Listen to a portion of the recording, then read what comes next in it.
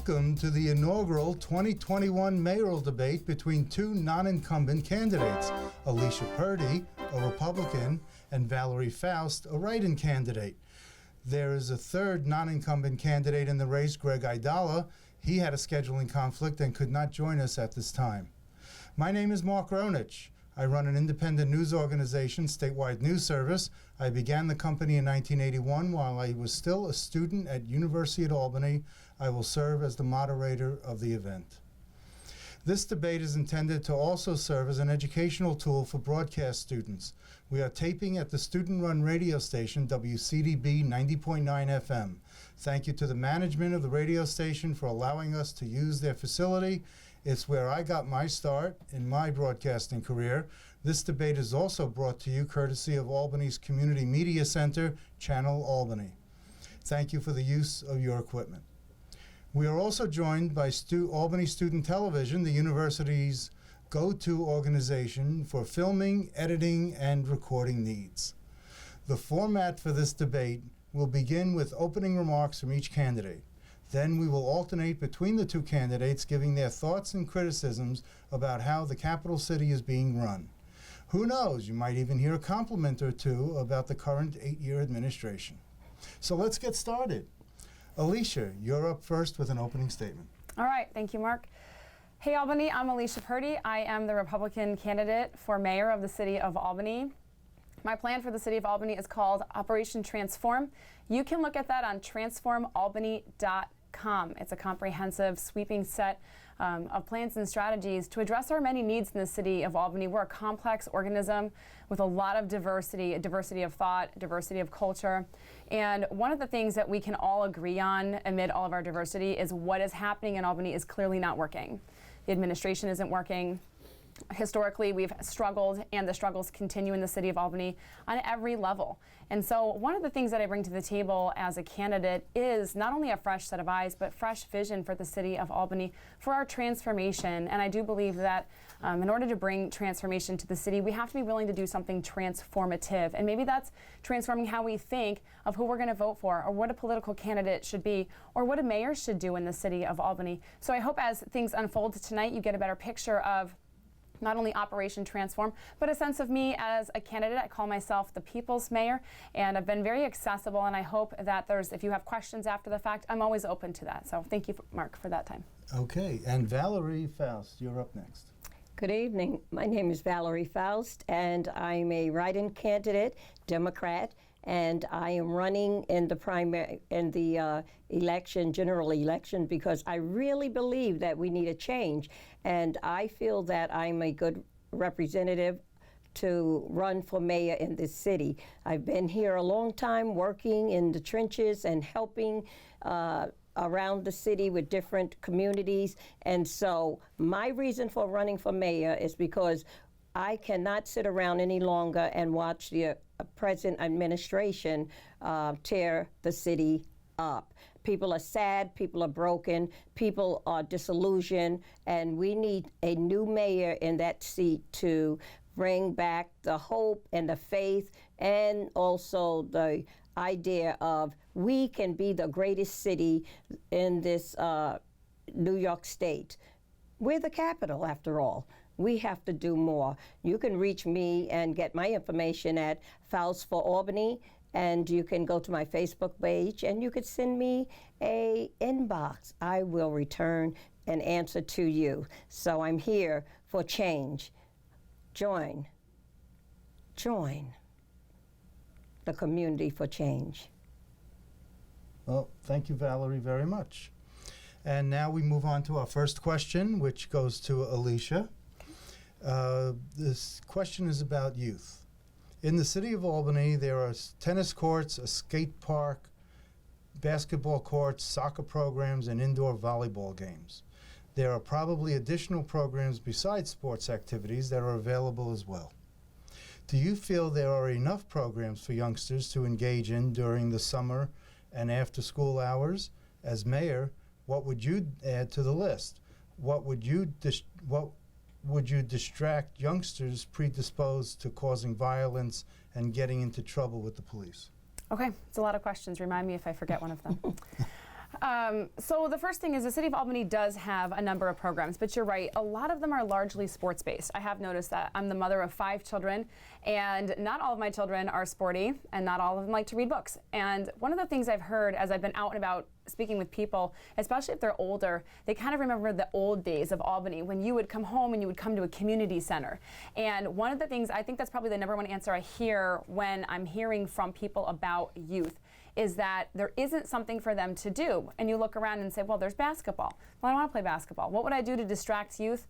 One of the major things that we need to have is we need to make sure that the diversity of opportunities for youth is available. There are people doing good work in the City of Albany in a diverse array of areas that does reach youth that aren't basketball. However, the City of Albany has done an extremely poor job of employing good people who care. And I don't use employment to say a city paycheck. I guess I should use the word deploying them. People who care about the thing that they're doing. So we do have skate parks. We have people who, let's get even a little narrower, they want to reach transgendered kids who skate so that they don't commit suicide. That's a really small subset of youth in the City of Albany, but they still need to be served. And I don't believe, one of my major perspectives as a candidate is I don't believe that government holds all the answers. I believe that power is in people and that the people of Albany are our greatest resource. And so to keep kids busy, that's going to be an array. But you know what's great about a community center is a lot of kids can come and be safe there and do a lot of different things. And so one of the first things I would do was harness the power of community centers, fix them up, open them up, bring kids into community centers so they have a safe place to go after school. We do have great programs. We have PAL, but it simply isn't enough, and we can all see that it's not working. So that's where I would begin, is I would enrich and expand our community centers, and then I would deploy good people who care, whose hearts are in the work for the City of Albany already, and come alongside them as well. Well, you answered all the questions, so right thank on. you. Okay. Would you like me to repeat it? I sure do. Okay. All right, Valerie. In the City of Albany, there are tennis courts, a skate park, basketball courts, soccer programs, and indoor volleyball games. There are probably additional programs besides sports activities that are available as well. Do you feel there are enough programs for youngsters to engage in during the summer and after-school hours? As mayor, what would you add to the list? How would you distract youngsters predisposed to causing violence and getting into trouble with the police? Okay, number one, they do have a lot of programs, but the programs are scattered. They're not really working together. On that question, one of the things I'd like to do is to find out all the programs that are out there for the children, who is repeating the same thing another program is doing down the street, who is not really working a good program, where's money wasted. And so, no, although there are many different programs, they're not effective. And we could tell that by the outcome of the children on the street and parents complaining and schools complaining. So I think that what we need to do is, as Alicia said, basketball is not all that our kids want to do. There are more things. My sorority, they have programs that put kids into technological training so that they can learn more about engineering and things like that. So I think we can add programs. I would like a one-stop shop kind of community center where they could come. Those who like to play basketball can play that. Those who want to learn more about math, geometry, and deeper, they can do that. Children who want to just come and play games, board games or whatever from one age to the other can come and find something at this one-stop center. So yeah, there are a lot of programs, but they're not working together. They're not effective enough, and we need to bring them together, eliminate what's not working, bring together and tighten up those that are working, and then create some more ideas by listening to the community about what they would like to see their children doing. Thank you, Valerie. And the next question goes to you. We alternate between the candidates.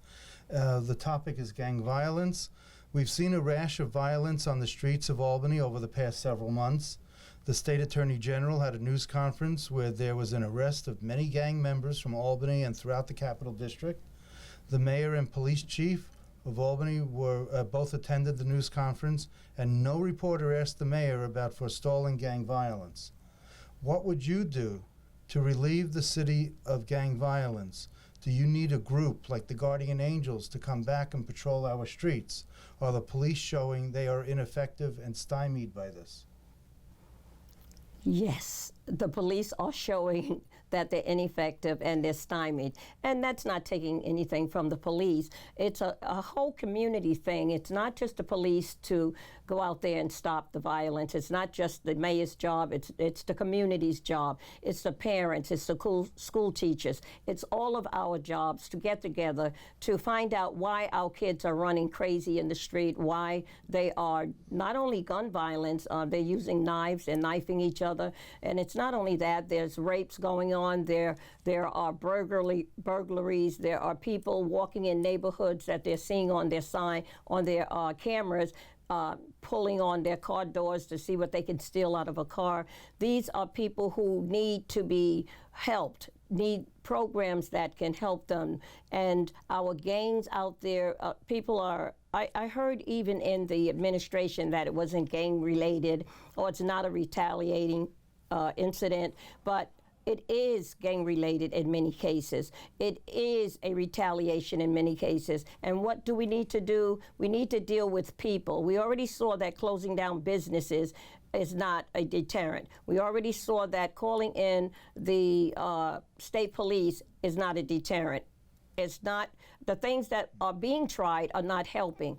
This is why we need new vision. This is why we need new ideas, fresh eyes looking at our situations, because what we are doing is not working. And as long as it is not working, we're going to keep getting the same problems. What I would like to do is get to the gang leaders. I was told by someone recently that you cannot talk to the young men who are actually doing the crime. You have to get to the president of that gang. You have to get to the OG, which is the old gangster, and get to them. And if you could get to them, which I can because I'm in the streets and I know people who know who to contact, and get them to talk to their people and get them around the table and get them into discussions with the police, with community leaders, with their parents, with their relatives.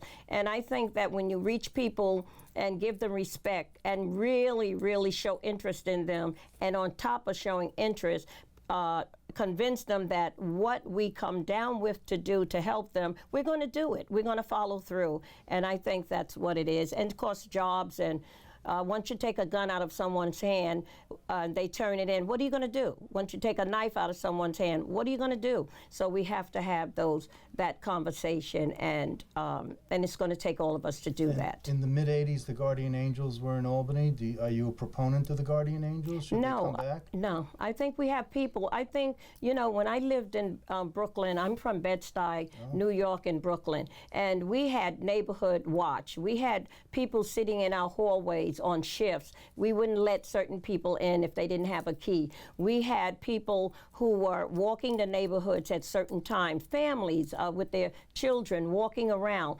And we had people who were not afraid to say, you know what, I saw your son with a gun. We had mothers that said, if you ever seen my child out there acting up, let me know. Today it's a little different, but that's why we have to gather the people together, mothers and grandmothers and aunties and the police and probation and all these people together. Okay. We can do this job. Thank you. We can do it without outside help. I see. And Alicia, I should... Let's see if I got it all. Okay. All right. So let me know if I didn't get it all. So yes, the current administration has turned Albany into a dumpster fire. Absolutely. We can all see that. And almost any question you're ever going to ask me about running the city of Albany, I am always going to give you people as the solution. Like I said, I really believe people are the greatest resource. The current administration's failure has, first of all, let me just stop and say this. There will always be crime in the world. There will always be violent people in the world. That simply is just the nature of the world that we live in. Now that we've accepted that reality, we have a choice. We are a civilized society of law and order. We do have parameters in place, and one of the things the current administration has utterly failed to do, I could name example after example, and so can you, is they have failed to uphold the laws and the ordinances we already have in place. We don't even have to pass any new laws. We actually have laws. We simply need to be able to enforce those laws. And in terms of the police response to things like the riots in Pine Hills, for example, or even a protest down in South Station, there are laws and ordinances governing how you even behave in a street. One of the things that the police department is afraid of is they're now become afraid to do their job, because we have seen that the current administration not only does not back police officers, even if they do make a mistake in human error or they make a panicked judgment, this administration is willing to make an example out of them, and that terrifies officers. It makes them not want to come and work in the city of Albany. We're hemorrhaging police officers in the city, and so we don't have, let me tell you what we don't have to address gang violence. What proof do you have that the current administration doesn't support the police, that the police officers are fearful? First of all, I have the good authority of a number of police officers, boots on the ground, who are leaving the city of Albany for that very reason. They're going to the state troopers. They're going to the sheriff's department. They're going to corrections facility. They're going to prison. They'd rather work in prison than work in the city of Albany. And I always tell them, please wait until after the election. That being said, when it comes to gang violence, and I'm not gonna give you pro-police answers for everything, but they are a component of the law and order and the safety of our city. Yeah. And one of the things we don't have a strong anti-gang violence unit. We do not. We do not have a strong intelligence unit in the city of Albany. We have a garbage tech support system where I actually had somebody who studied hacking and cybersecurity and said they were able to hack. If they wanted to, they could easily hack into the Albany City Police Department, no problem. So the slow siphoning off, and yes, it has been a defunding of the police budget in the city of Albany, all things have led us to this point. We don't have any weapons. We're almost defenseless in the city of Albany because of the failure to support our law and order and our safety via the Albany Police Department. So there's that as well. And then you asked about Curtis Sliwa and the Guardian Angels. Right. So I've said this before, whether or not that's a controversial, so I was a kid in the 80s, but one of the things that I have said right now is we are on fire, all hands on deck. And if somebody would like to come and help us recover and be part of our transformation, I'm not turning help away. I don't think we're in a position, and that's one of the things the current administration has done. I could tell you story after story of developers and security people. All kinds of different entities have approached the current administration to help what we're going through, and they have been turned away or they've been buried in red tape. And so that's got to stop. And so I say if Curtis Sliwa wants to come and he wants to help out for a little bit, he can come talk to Alicia Purdy for mayor and see what we can figure out. Okay. And he's got his own candidacy running. He as a does. He's running for Republican. mayor of New York City. As a Republican, yes. So we'll see if he We still shall has time. see. Yeah. After. Okay. Yeah. The next question goes to Alicia, and it's the topic is neighborhood safety.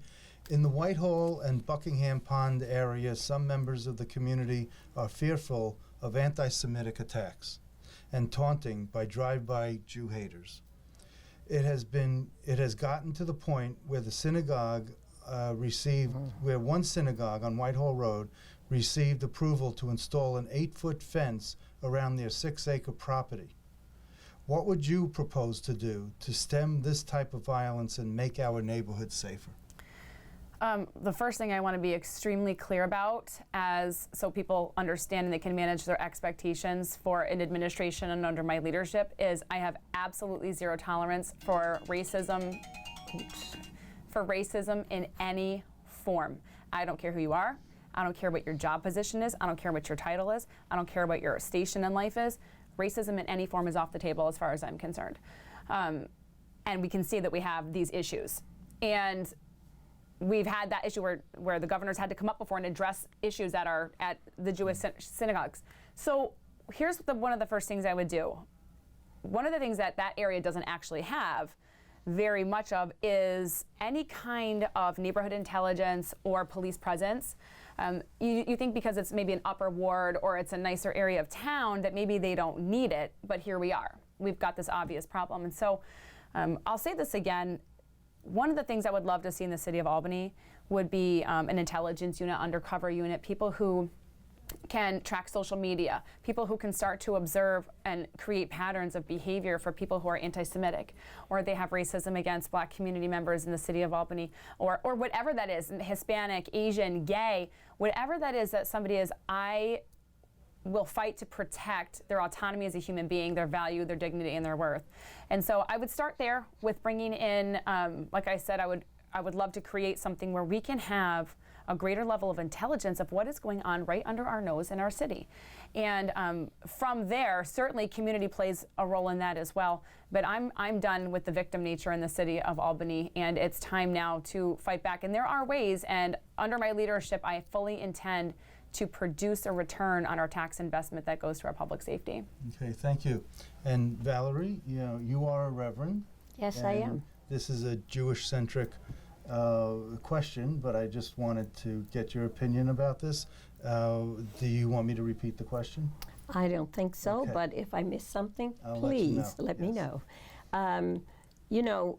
This is very sensitive to me because as an African American in the city and around wherever I go, I have had those type of experiences. Which in Cohoes, I was driving, I used to do my radio station out in Cohoes, and I'd go there once a week, and one day I was leaving there, and I was parked, and I saw these cute little teenage girls, looked like junior high school girls, and they were giggling and laughing on the corner. And I was in my car admiring them, and and just said, that's so nice.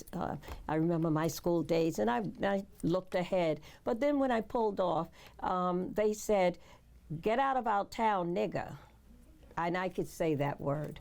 And so when I hear that these type of things are happening to any race, it hurts me to my heart. There's always going to be people who are racist and prejudiced and just downright ignorant. And so we have to be able to do things to protect ourselves from that. So when you talk about anti-Semitism, it hits me hard. So what would I do? In my city, when we had these problems, Brooklyn, because that's where I'm from. Right. I am too, by the way. I grew up in Mill Basin. Okay. Yeah, so two different worlds, Yeah. Bedford-Stuy and Mill Basin, but Yeah. still, we're People. both Brooklyn. Right, people Okay. who need to be loved and helped and cared for, accepted and respected. It's people. And so, yeah, I would have to call together some sort of meeting where we meet to have an organization that comes against these type of behaviors. We're going to have, like I said, we're not getting rid of these type of people, but we certainly can do things to stop them from coming into our neighborhoods on that level. Again, neighborhood watches, cameras, and also following through with penalties, police penalties for it, because some people think it's funny. It's not funny. My niece was out trick-or-treating, and a car full of white guys threw eggs at her. They egged her. And when she told the police, they said, oh, they were just having fun. So we need a sensitivity all around in this city so that people could understand when one race has stepped on, we all are made less. We all are taken down. So, yeah, I would get a group of people together to look closely at these situations, because remember we had to have the big event for Asians who were being attacked and being horrified by people who came against them. So I think we could get all the races together who are interested in sitting down at the table and getting some racial sensitivity, learning about people, because ignorance and a misunderstanding of who I am because of my color, you treat me bad. And so we need people together to learn more about each other, learn about our cultures, to learn about our differences, and even to be honest, very honest about our prejudices. So it's increasing education. It's increasing education among all of us, and we need to make that happen. And Valerie, the next question goes to you. It's about public safety. Your opponent here just mentioned something about defunding the police. I was going to ask, do you support defunding the police?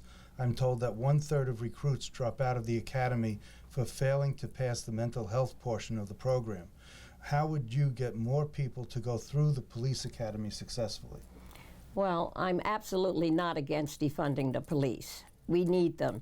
We need them. Just talking about the things we just talked about, gang violence. So and that means you're in favor of defunding? Or no, you're not? I'm against it. You're Absolutely against the police. defunding. Okay. Yes, let's make that clear.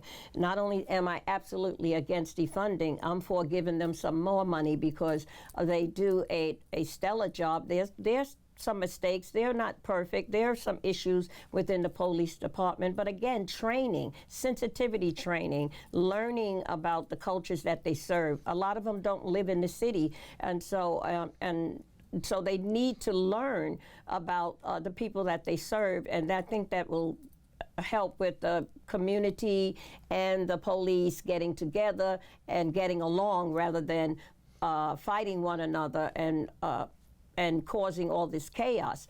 I think. What about the mental health issue with the recruits and getting more of the stable recruits that well, in go that through the academy? in that respect, who is determining that they're not fit mentally? I have a young man. His mother came to me. He's never been in trouble. He's a college-educated football player. Doing all the right things, and they turned him down, never told him that they turned him down. He didn't know until he called them up to ask them why he hadn't heard from them, and they said because he was turned down. Didn't get a letter, didn't get anything at all. And the other side of that is, why would someone want to turn away people that they need because they have on their mental issue? You know, and this is I tell stories because they're relative to what I'm talking to. Relevant, excuse me, relevant to what I'm talking about. My husband filed for, he was a military police in the Air Force, and he came out and he applied for our local police department, and they termed that he had a mental, he didn't pass the mental part. He sued, and they looked at the test, and the test was fixed. Oh, wow. Yes, Wow. and he won, and we won some money. So, Okay. So you have to, who's making the determination that all of these people who are coming are unfit? And definitely if they are, we do not want them. But the other problem is, the people who are coming, because I also took the police community course, and they said they can't even keep ones that they do get because the pay is so low, and they get the training and they run off to the state police. So there's a whole lot of revamping our police department needs. There's a whole lot of retraining and maybe some new leadership in some respects. I don't know all the answers, but what I do know is that as mayor, that is one thing we would have to do: get the police department right and tight and up and doing what they're supposed to do, and getting some good recruits to come in there, and making sure that whoever is disqualifying them is doing it rightfully, and not because of race and not because of ideology, but because they really are having a mental issue going on in their lives. Thank you, Valerie. Thank you for that. It was very well. It gave me new insight. So thank you. And Alicia, do you want me to repeat the question? Yes, if you would. Okay. So do you support defunding the police? I'm told that 1/3 of recruits drop out of the academy for failing to pass the mental health portion of the program. How would you get more people to go through the police academy successfully? So those are two separate questions. The first one is, do I support defunding the police? Hard stop, no. In fact, what we have right now in the city of Albany is a defunding of the police. Not many people are aware that just in the 2020 budget alone, the operating budget of the Albany Police Department is missing $600,000.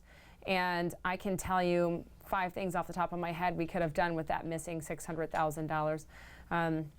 We're hemorrhaging money in the city of Albany on wasteful spending, and it's been siphoned off. And now, when you talk about in terms of recruits coming in, we can transition over to mental health, but let me just say this first. We're also hemorrhaging officers, like I said. We're down, if you talk to the current administration, they're going to say we're down, 30 to 35 people. The real number, boots on the ground, we're looking at about 85, upward to close to 100, and every couple weeks we're losing more. Well, that's what I always thought, it was about 85. Well, I'll tell you how they're counting it, Mark.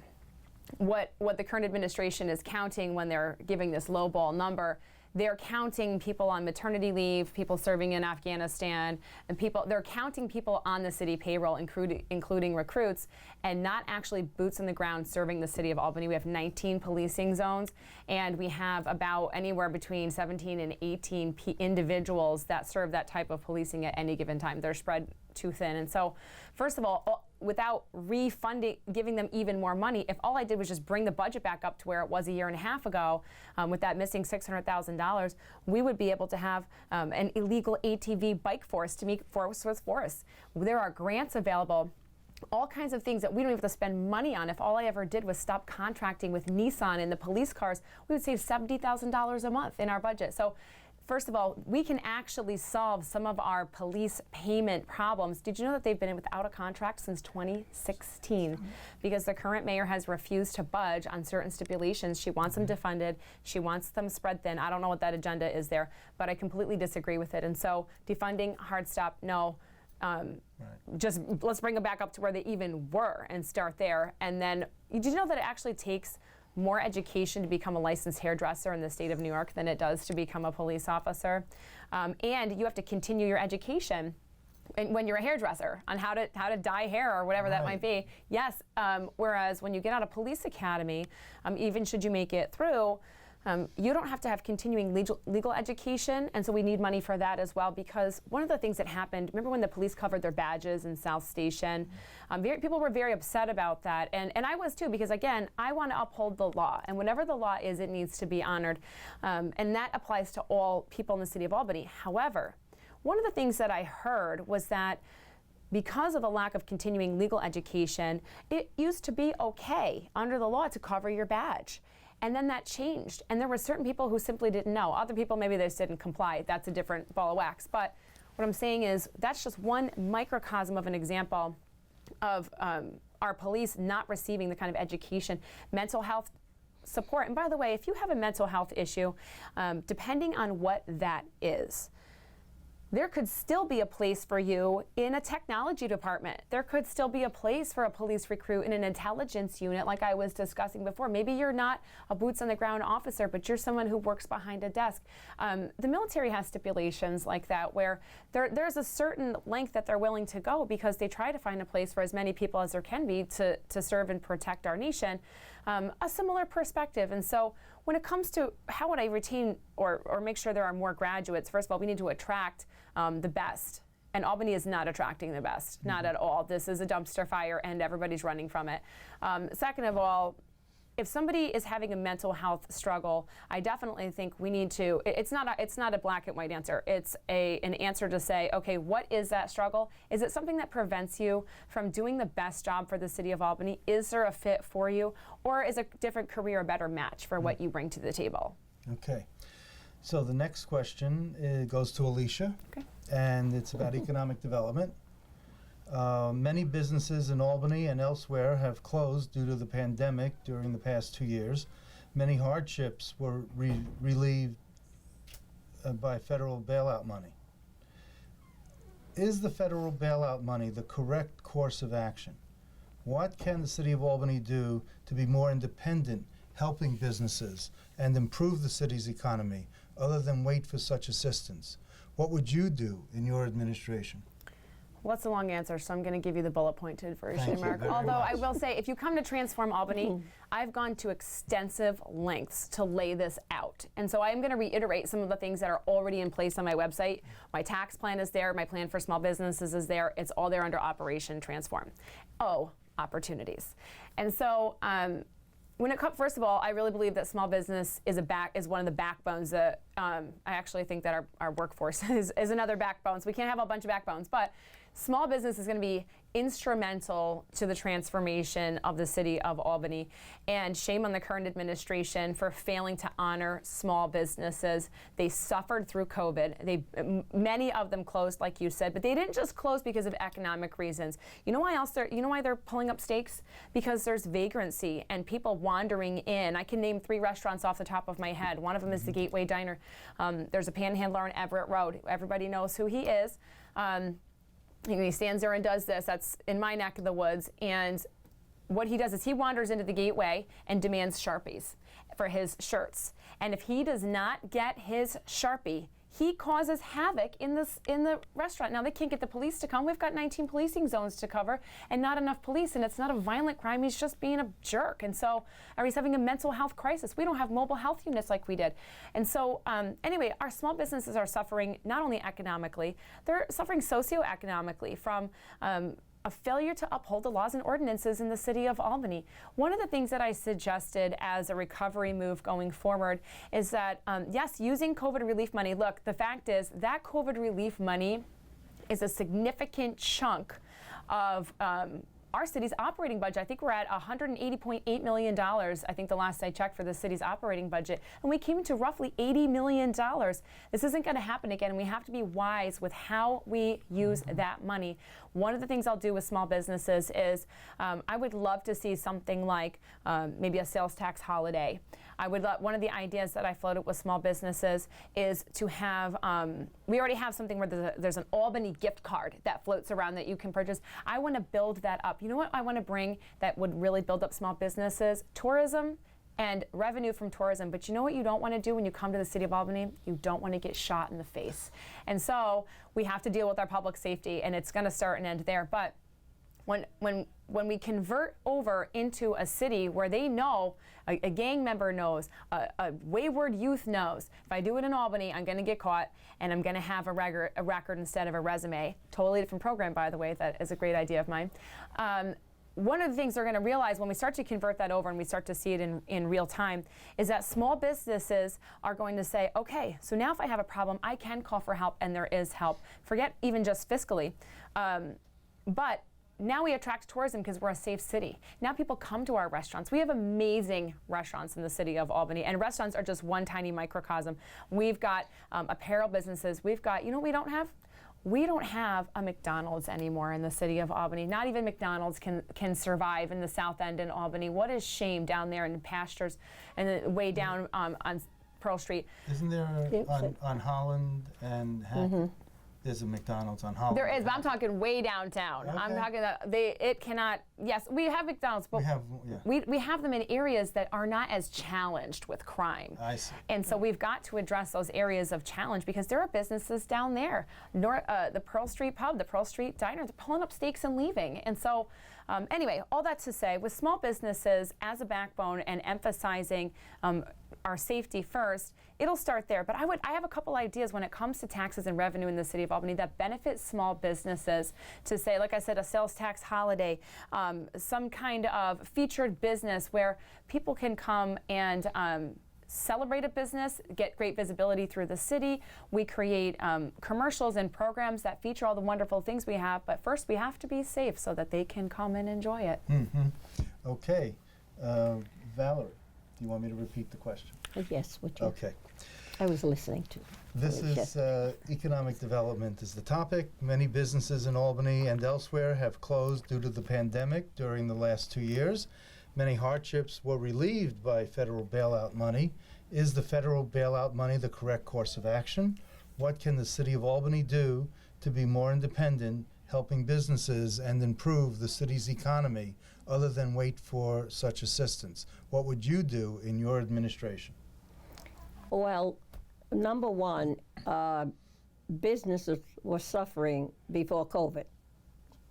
There's an 8-year administration that has been in place that has not really done anything to promote businesses in the city.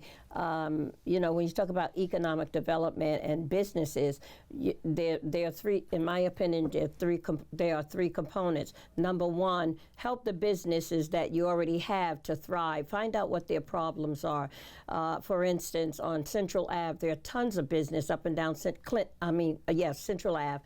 And when I talked to those people there, they said, we're having 2 more businesses opening across the street, and the parking is horrible. It's not enough time for them on the meter. They're getting tickets, they're double parking, and we need some kind of relief for our businesses in this area. So help the business that you already have. Number 2, try to get people together to create new businesses, get youth together, get idle some of these programs that we were talking about to keep youth off the street, get a business training program that they can work with the city to bring into reality. The city will support it. They will create something. They will come together with their ideas so you can create new businesses. The other component is bringing in new businesses from other places who are looking to pull up their stakes and want to really come to the capital area, but the capital area is not on par. It's not the type of city it should be. I think any city with capital on it should be, as we say, the bomb. We should be the beacon on the hill, and that's not what it is. So to bring in new businesses and to create new businesses within the city and to help the businesses that are already running in the city, we have to look at that budget and work on how we spend our money. Where's this money going? Our people, we need to help our city to thrive. We need to help our city to thrive. Now, when you talk about businesses, then you're talking about taxes. If you have healthy businesses, you have people paying for services and paying for items that they need, and so money is coming around. We're talking about taxes increasing. We're talking about people wanting to come and you come into the city and not be shot at. So I'm telling you, it's a whole mishmash of things that we have to do in the city to make it the city that it should be. Now, the other part, and I think I'm forgetting that now, No, Mark, am I? Good. Okay. Good. So what should we do? We have to build up our economy, and that builds up our taxes, and that builds up our kids. It's a threefold thing. You can help the youth. You can help the businesses that are here already. You can, Alicia mentioned people coming to Albany, but they also need to come because we have something for them to do other than eat. Mm-hmm. They want to get rid of the Christmas lights in the park. What do you have? You have the museum. My 13-year-old said, we drove by the museum the other day. She said, oh, we went there. I said, oh, you don't sound too enthused. She said, because it's boring. There's nothing, And so we need to have things in the city that draws people. Are exciting. That make excited. Would you think of an aquarium or a zoo? Yes. Why would that be so hard? You'd be supportive of that? I sure would. Okay. I mean, if you can tear up Lincoln Park and build a water by the water people, excuse me. Building a reservoir. That I know, but so you have money to do that. You have money to build a skyway. So there are funds, but how do we use it? Are you in favor, Alicia? We need something for people that want to come see here in Albany, to bring their kids to use the hotels. We have tons of hotels that's underused. Yes, so bring the people in and do a I Love Albany thing like we used to do for I Love New York, and promos and things like that to help our city. We need help. Okay, thank you. We need help. So I brought up an extraneous topic, and I want to give you a chance to zoos, and aquariums. I mean, Yes, is so that something you would absolutely. endorse? Let me give you 2 ideas off the top of my head that I've already thought would be a wonderful attraction. The State Museum, I don't think it's changed. First of all, I want to say I actually love the State Museum, but in all fairness, I love it like you love like an aging uncle. Yeah. You're like, I love him. He's never going to change. I do agree. That being said, the 2 ideas that I think are workable and are a real fit for the city of Albany. Now, this is not necessarily something COVID relief money could be used for. I just want to put that out there. There are other channels, and I know several developers who would be very interested in this idea. Okay, I'm waiting. And a children's science museum. Oh. A large-scale science museum that supports STEM activities. They have them in other cities. They have one in Baltimore. They've got one in Birmingham, Alabama. My side. They've got my side, Yeah. but I'm talking much larger scale than that. I've been to some around the country. I've been to one in Salt Lake City, one in Birmingham, Alabama, and one in Baltimore, Maryland. They are large scale. They're a major tourist grab, and they really provide something to the children that live there. They're in an urban area where children who don't have access to transportation can get to. That's idea number 1. Let me give you my second idea, the Albany City Cultural Bazaar, where we really create something that utilizes the riverfront, where cultures in the city of Albany can come and they can, maybe it's, I don't know, maybe it's, we'll have to work it out. Maybe it's once a year, maybe it's once a month, where people come and you can walk down the riverfront, you can walk down a street in Albany and there's food and there's music and there's maybe dance performances and there's things that celebrate culture that represents us here in the city of Albany, a city of diverse cultures. And I envisioned this whole Albany, I would love to celebrate this by doing the Albany City Cultural Bazaar. People would know, almost like a farmer's market, to come once a weekend on a Sunday, once a month, and enjoy the cultural bazaar. Come get some food, kick around a park with your kids. Don't get shot in the face though, we got to address that first. And then we can enjoy the Children's Science Museum and the Albany City Cultural Bazaar. Okay, thank you for that. I want to give equal time, so you know. Thank you. Be fair. Okay, now we're going to get into, Valerie, this is for you. Taxes. What is your plan to boost revenue for the city of Albany besides taxing everyone to death? Are there other remedies? Yes, there are other remedies. Thank you. No, sorry, go ahead. Sorry. Yes, there are other remedies. And just mentioned in my last statement about boosting economic development, bringing more businesses in, creating more businesses, helping businesses that are here, that people come and they spend money and pay taxes on things that that money goes towards taxes. And right, things. but if you're not, but should we be doing something else other than taxing people to death? Sure, let me finish. Yeah. Oh. Go right ahead. You were pausing. Okay, I love it. Yeah. And so, yeah, there are other things you can do. You know, even let's start with the COVID relief money that we got, 80+ million. I went on the web since I've been running for mayor. I've been doing things as a mayor would that should be looking at what other cities are doing, what are other mayors doing. And one of the things I found out that was being done, some cities were putting moratoriums on taxes, that we will not raise the tax this year. We will not raise it for the next 2 years. Instead, we are shifting money in the budget to do X, Y, and Z, and that will be able to lift the burden off of taxpayers. Another person, another city, what they did was have the people who were paying the school taxes and paying the homeowner taxes get together and come up with an idea that would alleviate the increase of taxes. So the first one was putting the moratorium on it, that we are telling you we're not going to raise taxes for the next year or two, and we are going to do different things with our budget to make sure that it works. And so the other one was putting the people together, and they came up with ideas about, because you know that we have to have taxes. It makes the city go round. It pays salaries.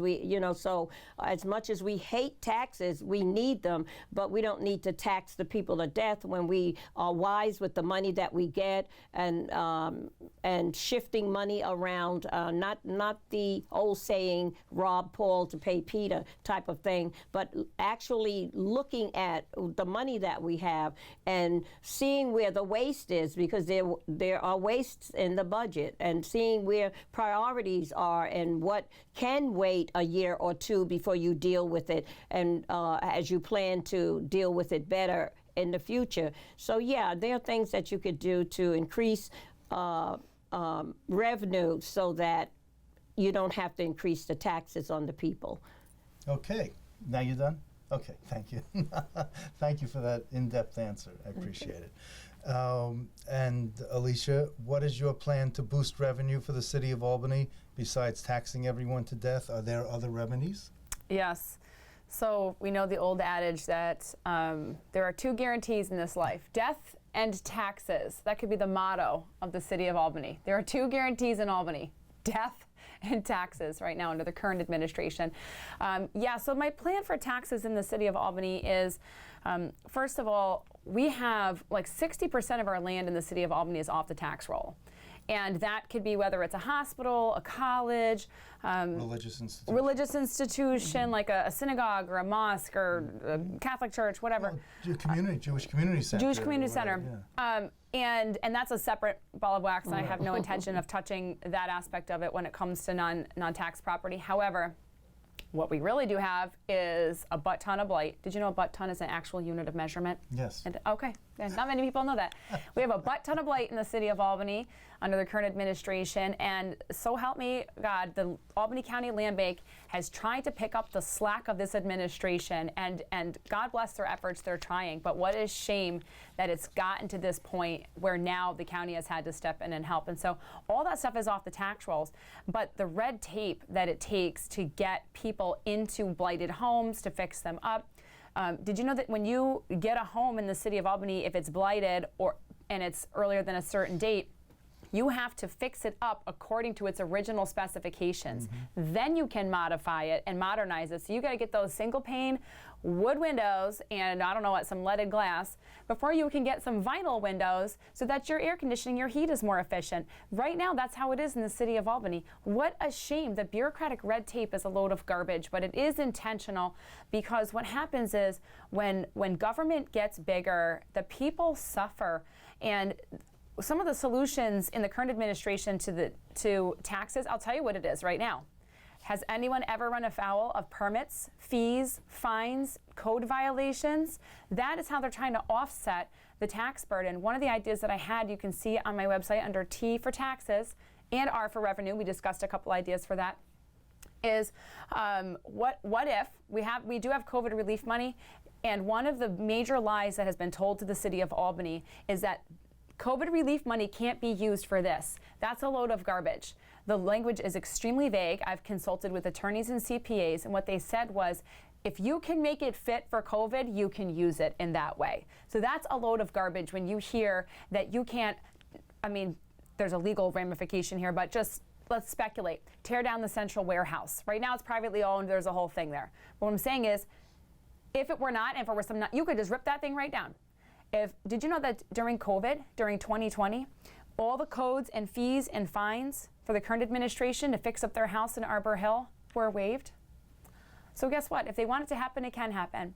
If you need something to happen in a hurry in the city of Albany, it actually can. It just depends on who your priorities are, and my priorities are people. So taxes, what if we spend a year with our COVID relief money and we don't increase taxes, and then the next year, should an increase have to happen, although I think with creative budgeting, actually, I'm very fiscally conservative, that will not have to happen. But let's just say, how about we offset it with a dollar for dollar match in another area?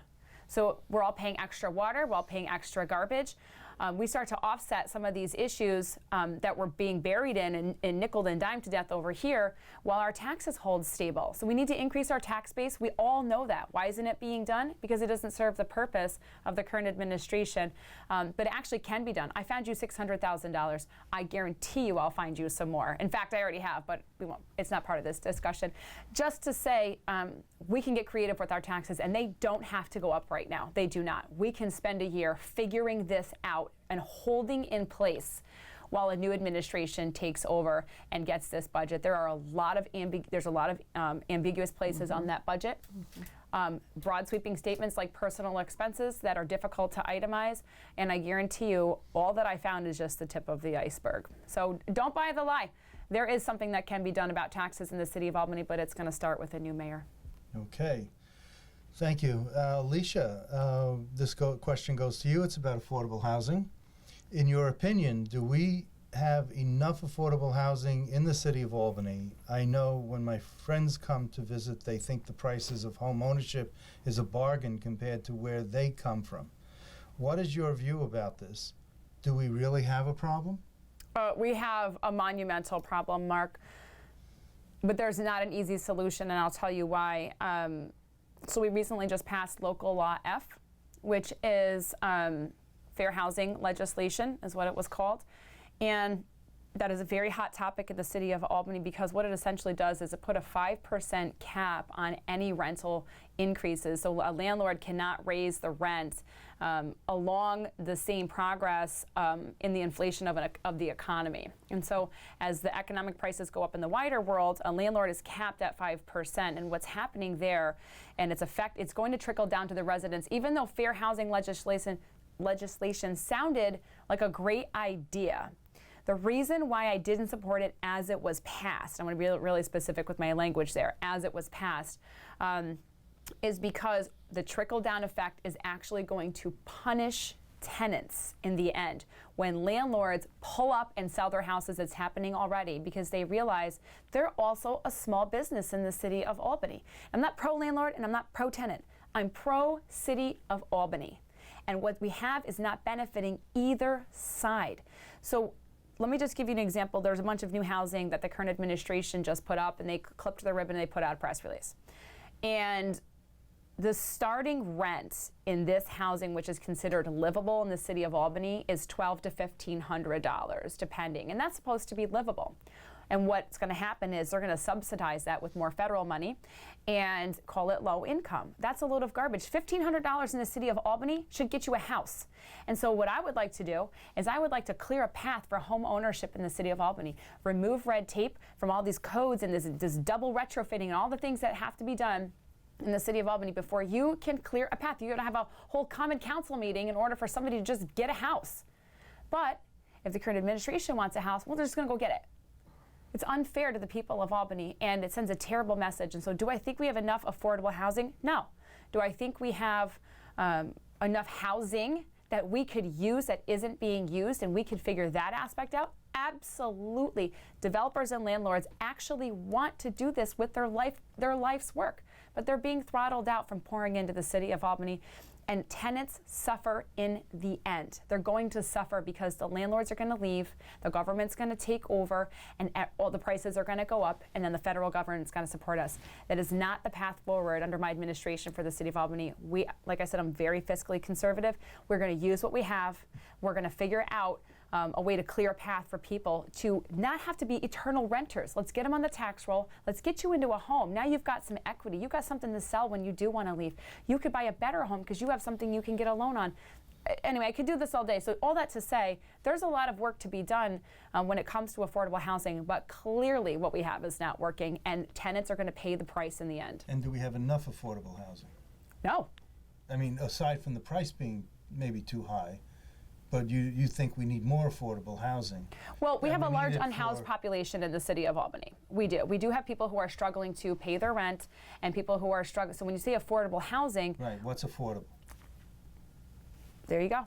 I don't know if that's a rhetorical question or not, but no, what is affordable? Because we have people who are working low-wage jobs. Isn't there something about you only pay 1/3 of your income if you're unemployed or if you're of your income, if you're below a certain wage? I don't know if that's in the city of Albany specifically. Oh, maybe it's New York City. That hasn't come across. Well, maybe that's something. Maybe it is something, but I model will tell you, somebody somewhere is paying for it. And so whether or not you pay, let's just speculate and say it's a third of your income that you pay if you make below a certain level. We have a lot of resources in the city of Albany to help people, and the county and the state actually do too, to help you stay in affordable housing and to get into affordable housing. The process is convoluted and impossible.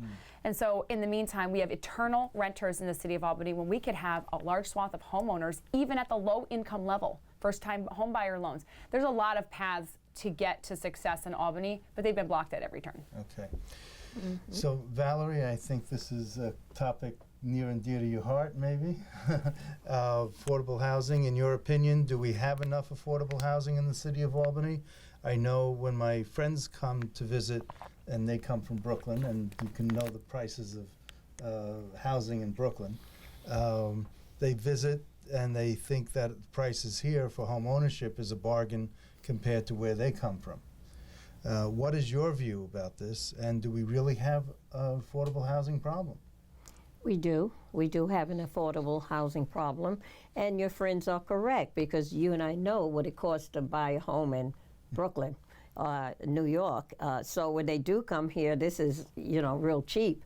But for we who live here, we know that the cost of living is not keeping up with salaries and keeping up with the needs of the citizens. So in my experience, they are building a lot of what they call affordable housing, and these housing projects or units are made so cheaply.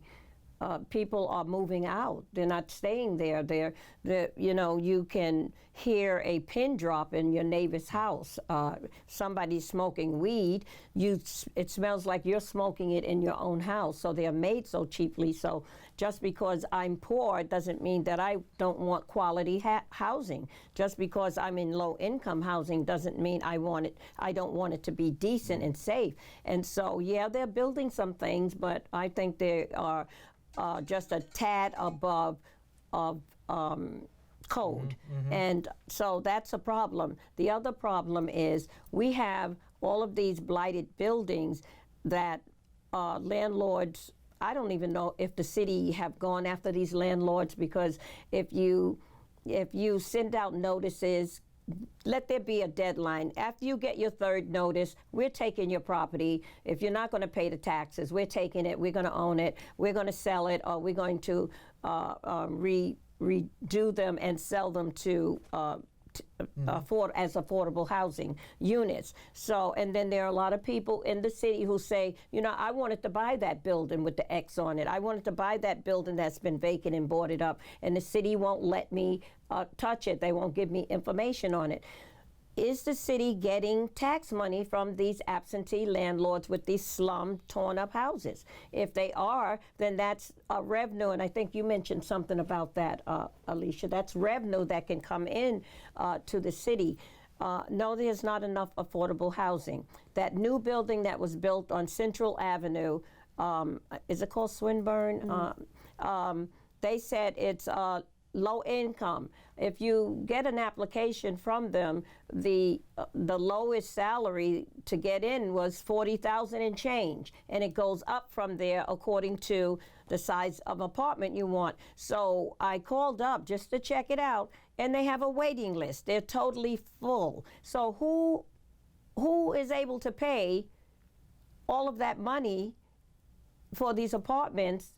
And it's certainly not someone who is applying for Section 8, although if they are getting federal money, they have to have a certain amount of low-income units. I think they said there are 70 in there. I'm not sure. But it's not enough. People are still on the street saying we don't have decent places there, and we don't have a voice for slumlords. So how are we going to fix this? I don't want to kill a landlord, and I don't want to kill the tenant. I think that they need to bring landlords and tenants together and find out how to fix this mess, because the way you make the landlords mad, the tenants pay. And so no, it's we a do not have enough. Meeting of the minds. The meeting of the minds. We right. need a meeting of the minds and not pitting them against each other. And that recent law they made, landlords were fighting to keep it from passing, and there were organizations fighting to pass it, and it did pass. So what are we going to do? It just made situations worse. And I think that as mayor, what I would do, as you mentioned, get people together, get these, have a code be really on the case of these builders that you are not, in a handicap apartment, just to give this example, I couldn't believe it. The toilet is over here. You nearly break your neck falling off of the toilet to get to the paper holder. Oh. That's how far it is. I mean, I know it may be a little graphic there. It wasn't well thought out. You know, it wasn't well thought out, and it's so many of these problems. So you have someone on low income saying, I know, God, I thank you for this apartment, but this is not working. I can't sleep for the loud music. I can't do this. I can't do that. And so we need to come up with new ideas. We need to really do what we can to help our tenants and to also get landlords to understand that tenants are not the enemy. And landlords really aren't either, although they can improve in helping the situation. So I would bring people together and then also do what I can to get people to own those blighted houses, and then also have a budget to help them to bring it into a home, a livable home. So, okay, thank you for that. We have, the next question goes to you, Valerie. It's environmental issues. And in your opinion, do we have a sound environmental policy in this city? Do No. we need more alternative energy choices? Is Tivoli Lake a shining example of better environmental policy, or when do you see improvement? Where do you see improvements needed? And is the Clinton Avenue walkway over to the Hudson and Corning Preserve that's being built now a good way to spend taxpayer dollars when we have so many other financial needs? That's a loaded question. Well, it's a lot of questions in there. It's loaded, that statement, yes. So I'm sure you're going to have to bring me. I'll keep you. But I'll start on the last part, the Skyway. I think it's a waste. And I think it would be nice to have that at a time in the future. But when you have people who need good affordable housing, when you have businesses that need help, when you have a need for programs for youth, when you need to build a new center or a new property for children to be, or you need the parks, every park updated, you need potholes fixed, you need, there are so many other needs. And I'm not against city workers getting a raise, but they can wait. They're not starving. You know, they can wait just a little bit longer, and or either be added with A, B, C, D, and they're in that range somewhere while we're doing several things. And so, yeah, I think that was a waste. I think when you look at that breakdown where the 13 to 15 million came from, you see, well, wow, you took all of that from here, you took a couple of millions from there, you took a couple of millions from here, you got a couple of million from there, and you took all of that and put it in a unit, a project that is really, who's it going to really help? The people that live down there? That's why tourism, maybe? I don't know. But I'm going to use Alicia. I'm going to use Alicia's term, tourists that get shot in the face. Sure. First of all, you have to have a safe city. You have to have something people want to come to other than just, we had Jennings Landing, that's beautiful, and right. People use. So, no, I don't think the money was used wisely, and I would have done other things, of course. Another subset of that environment is Tivoli Lake a shining example of better environmental policy, or where do you see improvements needed? Well, I listened to what's called the Sherman neighborhood what is it called? Sheridan Hollow? Sheridan Hollow, and their agency that they have, and they fight for energy, better energy being used at Empire State Plaza and different places around, and the other agencies that talk about saving the turtle, plastic, and solving that. Also, what do you call it when you the blue bins recycle, thank you. Okay. Blew a blank there. Okay. Yeah, when you recycle, that's not working in our city. That's not, and is anything really a shining example? Well, what about Tivoli? Do you know about Tivoli Lake and how they changed Tivoli it? Lake, well, what I remember about Tivoli, if you remember the brownfields, Yes. and how toxic the land was, I'm not sure that all of that toxicity is out of there, and I'm not sure if it's safe and environmentally safe still for people. Okay. So that's my opinion on that. And do we have a sound environmental policy in this city? No, we don't. No, we don't. Because the fight, when you look at the Sheridan Hollow group, there's a fight. They're fighting with the state to get some help to change the way we use electricity, to change the way we use power. They fought against the pipeline, what is fracking? Mm-hmm. So there are people fighting for a safer, clean air Albany, Right. but we're not getting help from the administration to make it better. Thank you. Alicia, you want me to read the question Yes, again? Because please, it's Mark, would you multiple read the- parts, read the multiple question again? parts. Did I hit it all? You did. Oh, You did okay. very well. In your opinion, do we have a sound environmental policy in this city? Do we need more alternative energy choices? Is Tivoli Lake a shining example of better environmental policy, or where do you see improvements needed? And finally, the Clinton Avenue walkway over to the Hudson and Corning Preserve that's being built right now. Is that a good way to spend taxpayer dollars when we have so many other financial needs? Well, the Sky Bridge is not entirely funded by City of Albany tax dollars. Right. There is a lot of state tax dollars going there. And so I'll just give you my opinion on the idea in and of itself. Mm-hmm. Okay.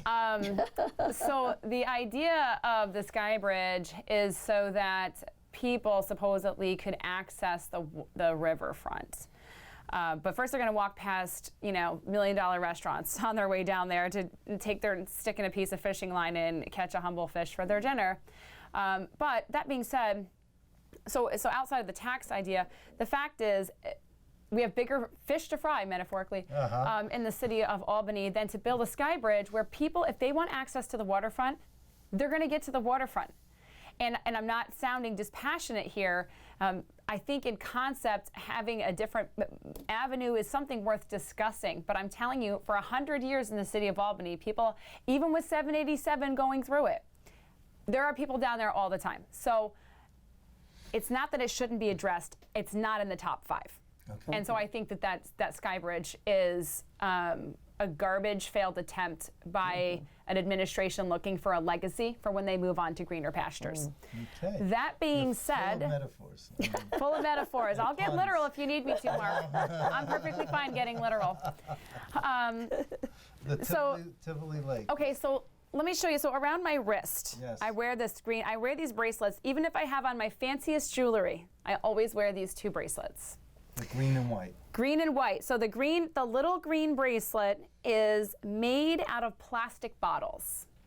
And I wear it on my wrist because taking care of our environment is a priority to me. And it keeps me focused every time I look down. Albany does they have fill the bin, they've got composting. And I actually think we could do more with it. I do. I love Victory Gardens and what they're doing down at Victory Gardens, and they're teaching urban farming, and they're teaching people how to give back to the earth and to teach the earth to give to them. We need to address our air, and there are people down people that are way down near the transfer station, they're struggling with clean air issues. There's people up at Rapp Road, they're struggling with landfill issues. These are extremely challenging problems that a lot of cities are tackling, not just the city of Albany. No, our economic approach is another fail from the current administration. Now, I'm not going to, what I want to say is it takes a long time to get where we are. But what the current administration has done is they've made social justice and equity such a high standard for themselves that they forgot the actual people they're supposed to be representing. These people are breathing toxic air. And it's nice to save the turtles, and Tivoli's nice. There's a lot of crackheads back there, by the way. I don't know if you know. No, I There's a lot of heroin addicts and drug addicts back there, but you wouldn't know because they go back there and overdose. Oh, and where's the police? Where's the mobile health crisis units? Oh, where's the violence and all the rapes? Oh, there you go. No one's getting down there, current administration, but people do live down there. So anyway, all that to say, I wear this bracelet around my wrist. And I actually put it on my wrist early on in the campaign. I haven't always worn it. I wore it early, when I announced as mayor. One of the toughest challenges outside of safety for me is our environment. And because this is made of plastic bottles, this was a Save the Turtle bracelet. And I wore it very specifically to remind myself constantly that this is a problem that has to be figured out. One of the things I'm going to tell you from my economic plan for the city of Albany is it's a long-term plan, but have you ever heard, and this is, I'm going to dream with you for a minute, Mark. Have you ever heard of Mount Trashmore? No. Mount Trashmore, there are several of them around the nation, but my graduate degree, when I got my graduate degree, I actually lived during the school year in Virginia Beach, Virginia. And they had Mount Trashmore. It's the state's largest tourist attraction, and it's a landfill. And they very creatively filled it in, and they created a park and a place where people could go, and they returned the environment back to a usable space. It brings in tourism and revenue. This has been successful in multiple cities across the United States, and there isn't a reason why it couldn't be successful in Albany, New York, except it's not fiscally beneficial to the legacy administration that wants a sky bridge so that people can access the riverfront. And I have to tell you that something that Valerie will remember is that in Brooklyn, by Starrett City, they had the second largest landfill along the Belt Parkway. Oh, don't forget the garbage scows on the river. But they did exactly what you said. They created a Mount Trashmore where they named it the Shirley Chisholm Park. And it can be done, Mark. You know, and it can be done. And they did it in Brooklyn along the Belt Parkway there you go. Across from Starrett City's on one side of the parkway. Right. And this beautiful state park is on the other side. Now, how they get from one side to the other, well, maybe they're going to need a sky bridge. So anyway, all that to say, our environmental policies in the city of Albany are also another obvious fail. And if you track what people are saying, they're furious and they feel not listened to. She ripped up 25 mature trees in Lincoln Park to deal with the Beaver Dam water project and put in the basketball courts and all these things. And the community was completely victimized and traumatized because nobody even said anything. And so, and then she put in her baby trees. Okay, well, when some little child who wanted to send her there is 25, he can enjoy its shade. I mean, this is ridiculous, and it does not put people first. And so, as the people's mayor, my administration is a people-focused, people are the solution, and they're our greatest resource, but they have to come first. No more legacies, no more politics. People are breathing toxic air, they're getting shot in the face, they're tripping over potholes, children are getting hit in the streets where people are banging on your windows on Everett Road, there's ATVs going by. It's turned into like the alternative timeline of Back to the Future, where everything's covered in garbage and there's fires burning everywhere. This is the capital city of the most influential state in the United States of America is Albany, New York. It's the seat of power of our state. People don't realize because they're just trying to survive. They don't realize what's going on above their heads and the level of power they have to flip this vote in November. And I've made it my job to awaken as many people as I can to say, you do not have to accept this. I believe the pen is mightier than the sword. And November, you will have a pen in your hand. And I say you write your future with your vote. And I wanted to get a quick yes or no answer. Do we have a sound environmental policy in this city? No. Okay. Okay, Alicia, the next question is for you. It's about government transparency. I'm sure this is near and dear to It's your a hot heart. topic, Mark. How would your administration improve government transparency, and what would you do what would you think of the current administration's handling of government transparency? So I'm going to give you a little adage that I heard that says, do you know why the government wants to take away your guns? It's because they're going to do something you should shoot them for. It's a little Second Amendment joke for you. I heard that too.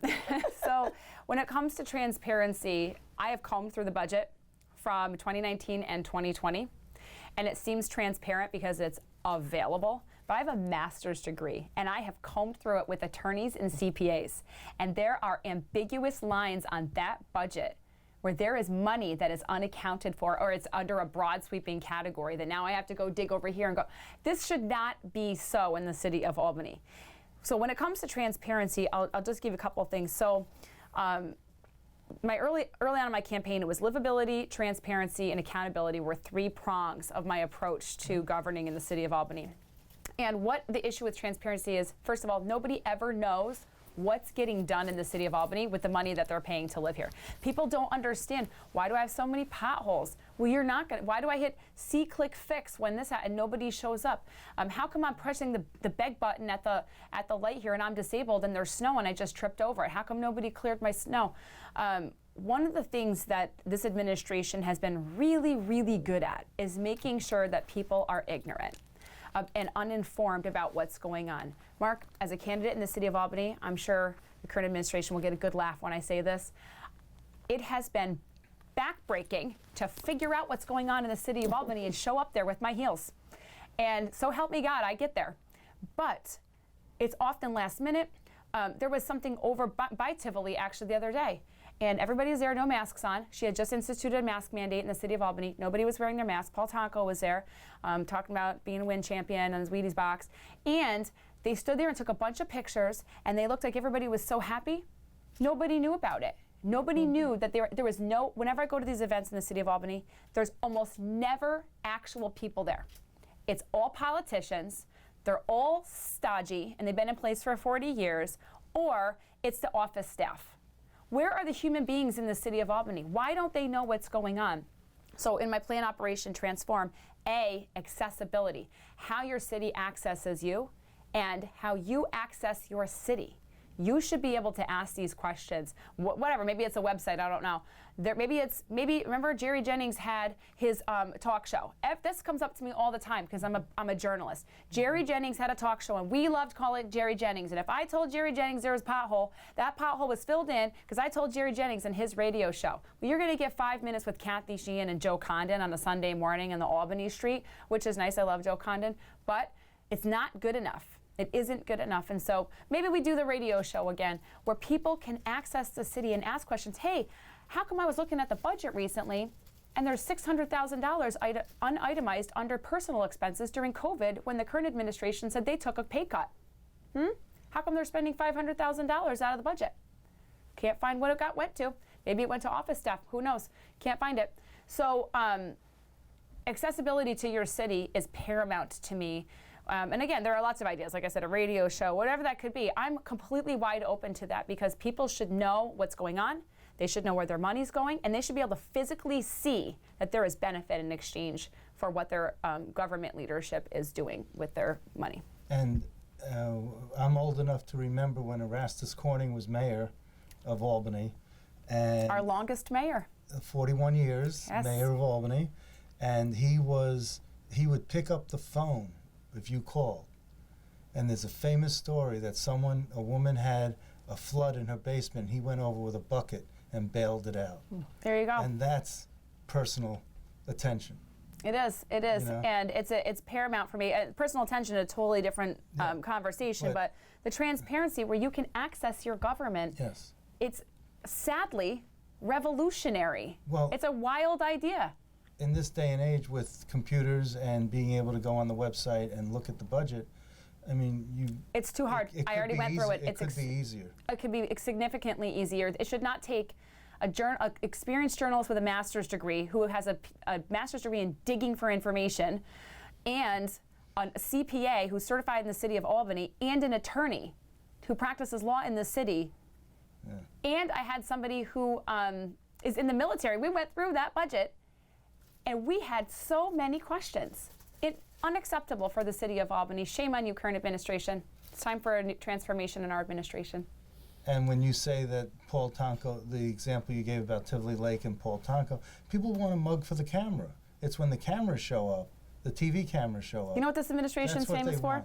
Taking pictures of people, especially in challenged neighborhoods, and driving off and never coming back. That's what the legacy that this administration leaves behind, is that people are nothing more than a press release and a stepping stone to whatever future they envision for themselves and their leadership. Shame. Okay, thank you, Alicia. And Valerie, you're up next. How would your administration improve government transparency, and what do you think of the current administration's handling of government transparency? There's none to very little. Of what? Transparency. Okay. And well, you know, transparency means to see through, to be able to, without obstacles in the way. And we have a lot of that. It's hard to know what's going on in the city. A lot of the events, by the time I find out about them, they're done. And I have people who are in the know that didn't know that certain things were going on in the city, and that has to stop. And so we want people to be able to come to City Hall, open door policy. It's a people's, let me just put it this way, to be a mayor is to be a servant to people, to be able to get in that seat, find out what the people want. Like, we're sitting here answering questions. We're answering them to the best of our ability. We're answering them from, you know, the heart of how we think things should go. But when you really get into that seat and you talk to people, like I'm going around now, we're all going around, talking to people, it's so sad. You know, they're hungry to be noticed, to be helped, to be respected. You know, I hear people in the city saying they don't even know we're back here, and every time we call about a problem, they put us on the line a long time. No one comes out, and you hear that all around the city, even in well-to-do sections of the city. It's not just Arbor Hill, West Hill. It's not just down in the lower wards. When you see all of those people running for common council seats and you listen to their interviews, they're saying the same thing that Alicia and I are saying, or something similar. They want a change in this city. And I'm running not just to waste money and time and effort or to be seen, but because I care about people and I really want to make a change in this city. Transparency is necessary. We need to know what's going on. We need to know what's going on in the police department. We need to know what's going on with our money, and we need to know who is being fired. There was some stuff going on in City Hall. Somebody was fired. They wouldn't even report it. What, you know, people were concerned. What did he do? What happened? So, you know, the transparency is very important. And any time that people want to know information that concerns them and they can't find it out, that is very frustrating. And it brings in a high level of apathy. It brings in a level of, we don't care, they don't care, so we're not going to vote. You know, just getting people to want to vote, to want to be a part of the process is hard. So what would I do? I'd have an open door policy that you can call. I'll have somebody take answering letters. Your letters will not just go in the trash. That's what people think, that the letters they send to City Hall is getting thrown in the trash because they're never getting an answer. People are rude to them when they call. So I would like to just get people from various neighborhoods, leaders, and get them in, because I think information needs to come down from the head, from the mayor's office. I think common council leaders need to do their job and make sure the people they serve get these messages, whatever they have to do to get messages out, send letters out, have their own radio station, or have their own cable station with their spot on a radio station where they can get announcements out, where their people know, well, go here if you want to know what's going on in our particular ward, go here. And so that's not happening. And the present Common Council co-signs a lot of what our mayor is doing. She could not do a lot of what she does if they weren't co-signing it. So I wanted to know, just like recently, the first money spent out of the COVID pandemic money went to what? Salaries. Mm-hmm. And they need their money. I'm not against that. But people were calling me up, say something. You have to, no one's saying anything about that. They were angry. There's like, the politicians, no one's saying anything about that. Is it okay to do that? Wasn't it a good idea to say we're going to do salaries, we're going to do, we're going to build something here, and we're going to fix something here along with these salaries coming out? No, that wasn't said. So transparency is very important, and a administration that I would run would be an open door policy, a place where people can find answers and get them as quickly as they can be given out. Okay, thank you, Valerie. This is our next question goes to you, and the topic is what's near and dear to my heart, Channel Albany. Oh, Channel Albany, yes, it is dear to my heart too. And how could the city's public access or community media station known as Channel Albany be used to better inform and communicate with the residents of the city? First of all, the residents of the city has to know about Channel Albany. There's not enough information out about the channel, and the city doesn't push it. And I've made a couple of shows there, and I was talking to the person who works there, I forget his name now. He said that they have to still send their tapes to Schenectady to go through a process, and then before they can air it and come back. And I'm saying in an administration, Albany is the capital, not Schenectady. Right. Why aren't we able to do that? And we're not able to do that because we're not getting money from the city to do that, to upgrade it to the level that it should be. So Channel Albany is very vital. It is an information vehicle, and more people should know about it, and more people should utilize it. And I think they would, because it's free, number one. And I think that whoever made that deal with the cable company could have made a better deal. Okay. And that's what I would definitely. So let me tell you some other information. Mm-hmm. The current office holder is on the board of proctors. Mm-hmm. The Schenectady cable channel is in Proctor's building and is run partially by Proctor's. The city of Albany is paying $10,000 mm-hmm. Yes. to the Schenectady cable system, right, to do that process, that convoluted process that you were mentioning. Yes.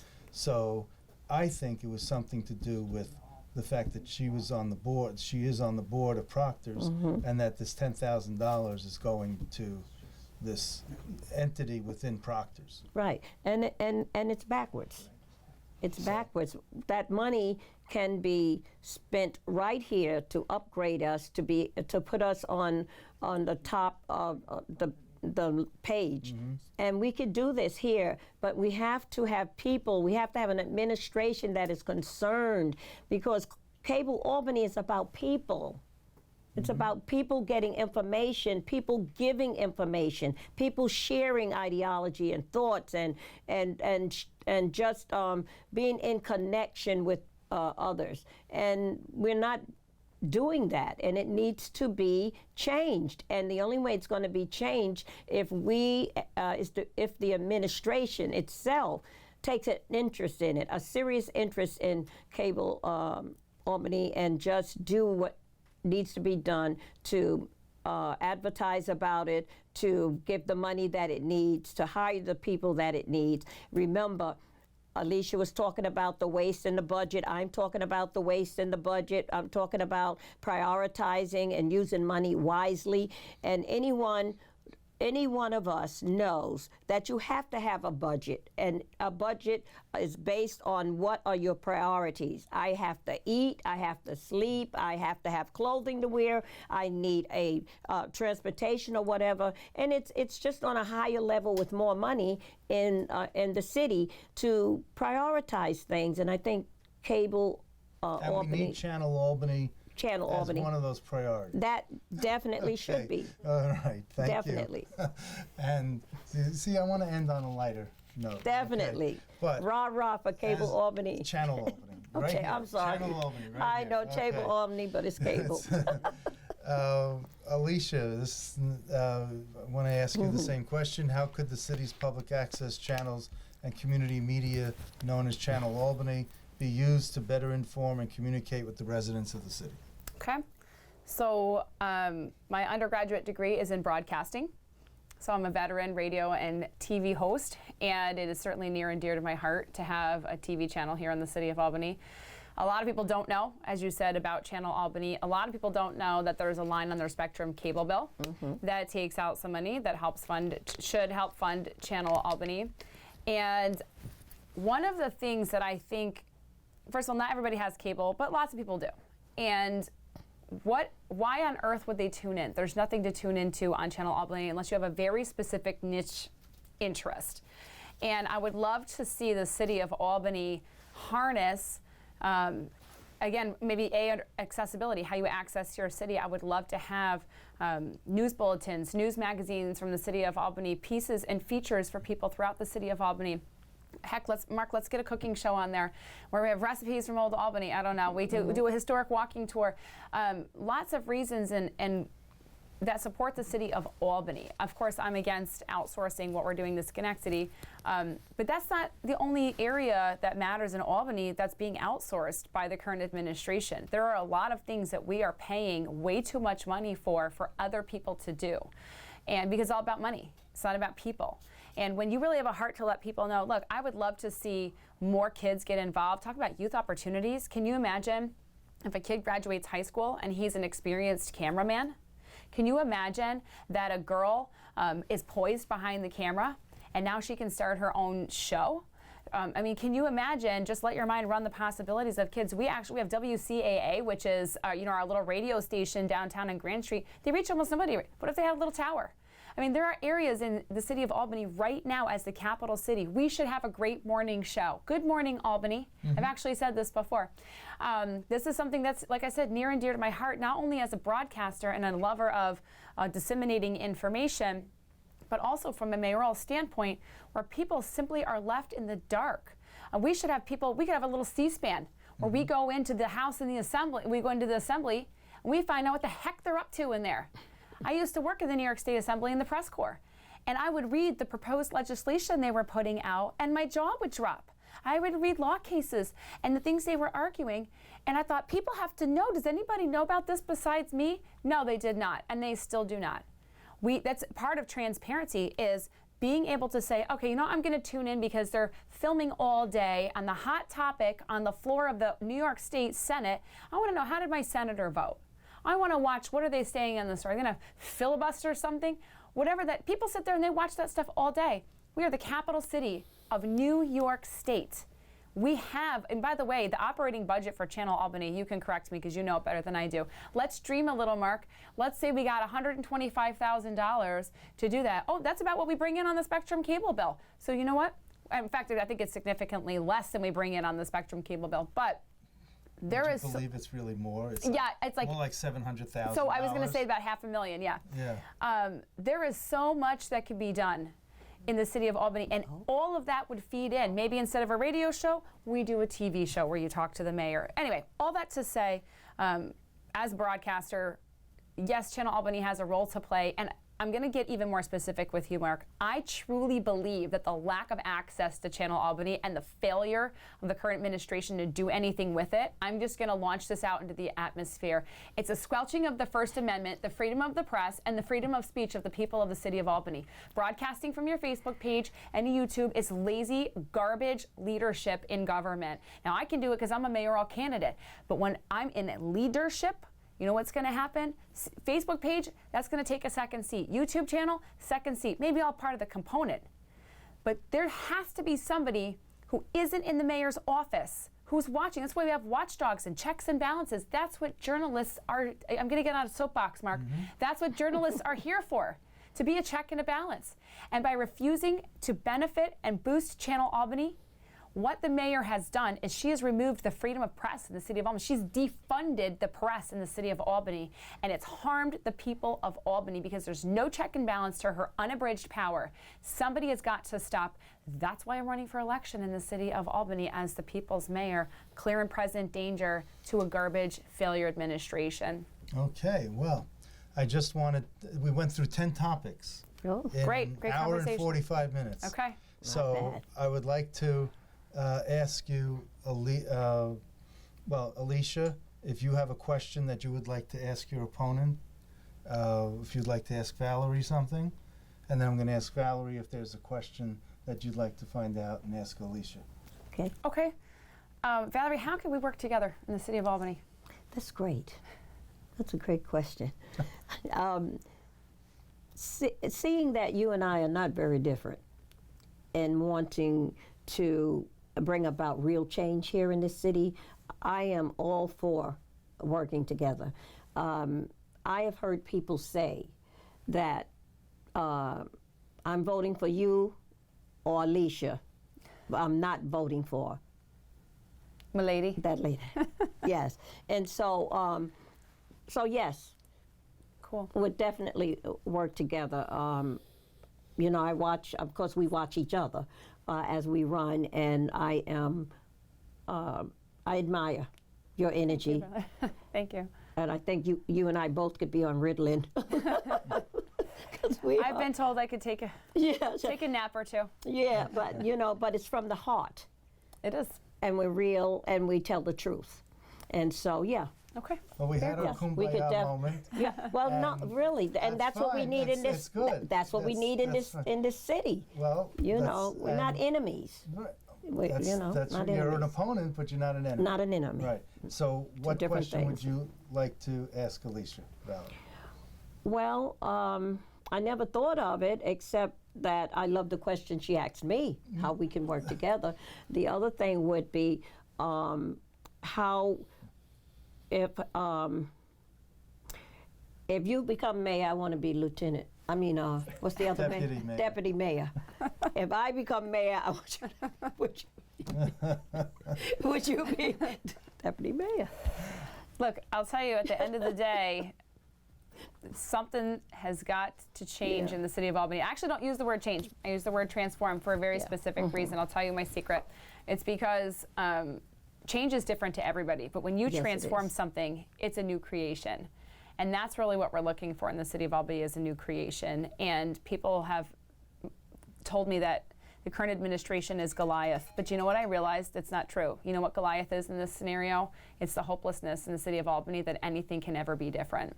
And today, I hope there's been lots of information out there to see there are people of vision, and it can get better. This is not our final chapter, City of Albany. Okay. We can take a pen and write a new one. And Valerie, we'd like you to have your closing statement. Tell us what you would like the voters to know about you and leaving a lasting impression of you. I would like the voters to know that I've been around a long time working in the community, over 30 years actually, and I have fought fiercely for the rights of others in many different venues, and I won't go through all of that now, but I want the voters to know that I am ready, I am dependable, I am a dedicated Democrat who wants to make a change in this city. I believe that we can change. I believe that we can't last very long under the heavy oppression and sadness and murder and mayhem and all the evil that is going on, and there seems to be nothing much done adequately enough to change things, to, or as Alicia says, transform things. But the number one thing is I don't have all the answers, but that's why I am looking to you as the voters, and as many of you have seen me out there listening to you and telling you that I will work with you as mayor to get some of the changes that we need to happen in the city. You know, I work with your agency. I don't know everything, but if you are working in a particular agency, you know what's going on, you know what's needed. The door will be open for you to come in and chat with me. If you are working on a particular problem in your city, in this city, I will be there to help you solve that problem. So I will be there for everyone in this city. I'll be the Democrats mayor, the Republican mayor, the Green Party mayor, the any party that you're in, whatever race you are, whatever economic status you are. I will be a fair mayor with an open door policy for all people to work together to bring Albany to the shining position that it should be as the capital of New York State. So I'm asking you, I am a write-in candidate. You have to write my name in correctly on the ballot, and I think that's exciting too, that we can just write. That is a definite opportunity. That's what I'm trying to say. It's an opportunity that you have to write my name on the budget correctly. On the ballot. On the ballot. Oh, I'll be on the budget too. Oh, okay. But on the ballot correctly, and I will spell it. You can go to my website page. You can go to my Facebook page to get information about me, how to spell it correctly. We're out there working diligently. If you see my posters, if you see my door hangers, if you see anything out there, please, you're welcome to call. The number and information is there. I am a serious contender, and I'm looking for you to write my name in on November 2nd. Thank you. And Valerie, you should know, I think Jack McEnany, when he ran for assembly, he was a write-in candidate. And you should talk to him about how he was able to win that race. And Jennings, too. Was a write-in? Yes, for a common council. For common council. Many years, yeah. Okay. Yeah. Well, I would suggest McEnany. At this juncture, yes. Okay, Alicia, closing statement. Okay. My plan for Albany is called Operation Transform. Transform stands for taxes, revenue, accessibility, neighborhoods, safety and policing, facilities, opportunities, resources, and management. I did not create this plan exclusively by myself in a vacuum. This is a comprehensive set of strategies that has been put together with a number of subject matter experts, including civilians, nonprofits, government agencies, military, psychiatry, psychology, sociology. A lot of people have collaborated that I've reached out to and have a vested interest in the city of Albany. I won't turn any help away. Like I said, I believe we are in an all-hands-on-deck situation. And people over politics is not only my focus, but I believe, as I said before, that people are the greatest resource we have in the city of Albany. After I saw the low turnout in the Democrat primary for the current administration, I realized that this election is a numbers game at the end of the day. It's not about politics. It's not about power. It is about people. But if you want Albany to transform, you're going to have to do something transformative. And that may be how you vote. So remember, in November, when you have a pen in your hand, you can write your future. And it's Operation Transform Alicia Purdy for mayor. Come to transformalbany.com. Everything you need is there. You can read more. You can contact me and get a lawn sign, whatever it is. I look forward to leading in a transformative way that puts people first. Okay. Thank you, Alicia. Thanks, Mark. Thanks, Valerie. Thank you. And, wow, We covered a lot of ground today, Yes, we did. and this was such a well-informed and wonderful exchange of ideas. And that's what I was looking for. I called this a debate, but it turned quickly into a conversation and more of, what your thoughts are as opposed to the two of you going at it with each other. And that's why I was sitting in the middle, so that you protect everyone. But this was a wonderful exchange of ideas, and I want to thank our partners who made this happen. WCDB 90.9 FM, Albany Student Television, and Channel Albany. Thank you all. And thank you to our two candidates, Republican Alicia Purdy and write-in hopeful Valerie Faust. We are planning on having a second debate that includes independent candidate Greg Idala, and we're going to have that in October, so stay tuned. I'm Mark Ronich, and a proud alumnus of the University at Albany, class of '81.